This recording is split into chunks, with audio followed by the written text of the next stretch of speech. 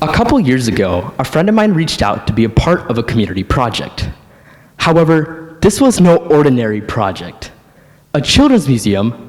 How on earth would we be able to build a whole children's museum?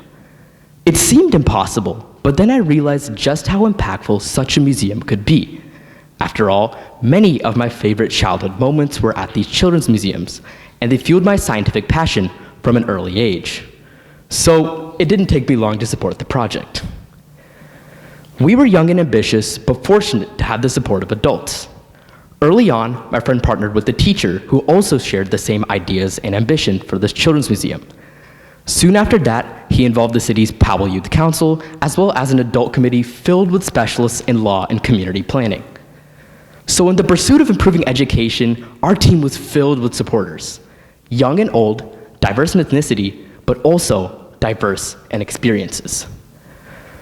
But then came the big questions.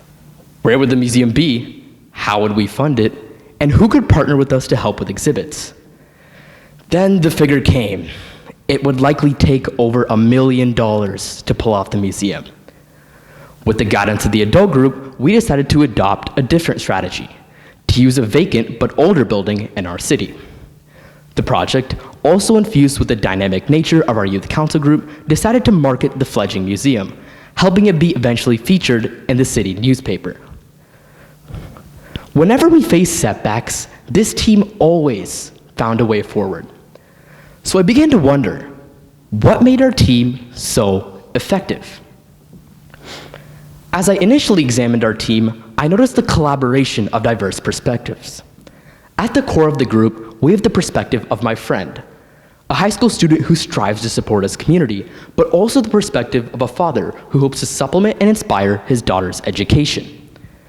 When we fuse these diverse perspectives towards a shared goal with their varied ages, ethnicities, and experiences, we blend unique skills and traits to the goal at hand. And often, when we create, we have a higher social and cultural awareness, which can improve our understanding of certain populations. Furthermore, our projects are ever so special when we engage people across generations and backgrounds. But I'd soon come to realize that there was something deeper, something I couldn't quite put into words, but was a significant driver of our successes. I rethought about the cost conflict our team had earlier. I remembered the cluttered drawing boards and flow of ideas. It was an open environment where people respected each other's opinions and fostered productive conversation. I thought there had to be a definite factor that explained the creative prowess of our team. Was there something I was missing or something I could use for my future leadership? Well, a few weeks later, I found the missing key. I stumbled upon an article from the Harvard Business Review about a term called cognitive diversity. Now, unlike the social and cultural aspects of diversity, cognitive diversity relates to the diversity of the mind. It's the variations in how people think about things and approach problems.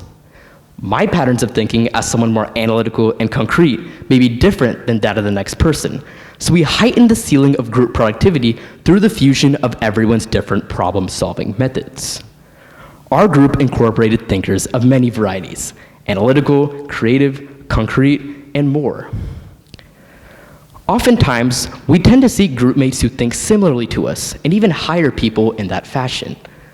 Doing so can result in teams of low cognitive diversity that are often too like-minded to reach the ceilings of innovation. So look not always for those who seem to match your line of thought, but someone different who will provide another lens to think from and who will challenge how you think, especially for innovation and ideation. But don't just take my word for it. A study from Deloitte found that cognitively diverse teams can boost innovation by up to 20%. Now, as I was writing this TED Talk, I began to think about the big picture. Why is our community important? Why are creativity and innovation important? Our community is for students to come together and engage each other, to realize the opportunity to make an impact, no matter how old they may be. When we talk about fulfillment and purpose, it's important to understand the unique passions and interests of each person. And when we find these unique passions, creativity serves as a natural outlet for self-expression.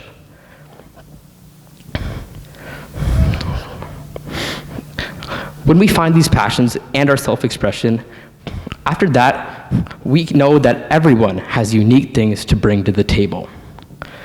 No matter if it's a project as large as ours about building a children's museum or a blog on survival skills, use a creative mindset to show the world who you are. By doing so, we not only change our lives through our works, but also the lives of others through our work. So, come November 2024, the museum project has earned the support of the Ohio Wesleyan University's Entrepreneurial Center, as well as 10 notable companies such as Alfred Construction. Although the museum isn't up yet, we have a definite path to completion.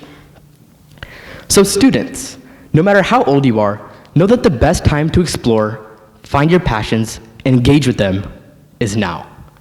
Embrace the sometimes uncomfortable feeling that comes with working with others you might not know well, in return for ideas that often go unrealized.